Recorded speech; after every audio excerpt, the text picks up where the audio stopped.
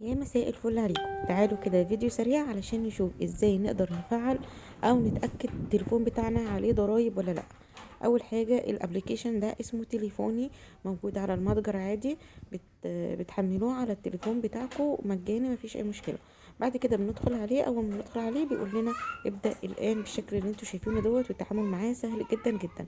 بعد كده بيفتح معانا بالشكل دوت. مفروض ان في خانة هنا هتحط فيها الاي ام اي اي بتاع التليفون بتاعك، اللي هو المعرف بتاع التليفون.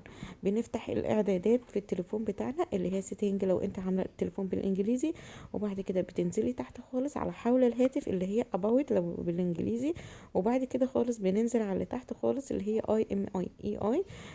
ممكن تعملي عليها في الاعدادات بحث من فوق لو انت مش واخده بالك او مش شايفاها. بالشكل ده بتدوسي على الاي ام اي اي بتاع اول شريحة لو انت عندك شريحتين زيي، وبتدخليها في الخانة دي وبتعملي استعلام.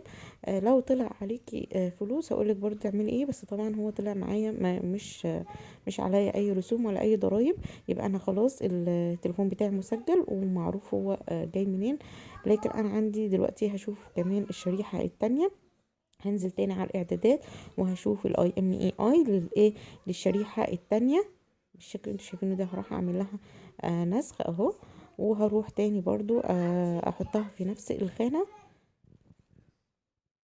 هبدأ من الاول برضو، ابدأ الان وايه، وادخل على البرنامج كأني بدخل اول مرة، وابدأ ادخل تاني المعرف بتاعي. هيطلع لي برضو ان انا مش عليا. طب افرض لو انت لقيتي عليكي فلوس، هتجيبي اي خط او اي شريحة تانية وتبدأي ان انت تحطيها على الخط بتاعك وتعملي منها مكالمة واحدة. انت تعملي مكالمة مش تستقبلي مكالمة، هيروح من عليكي الضرائب. اتمنى الفيديو يكون فات.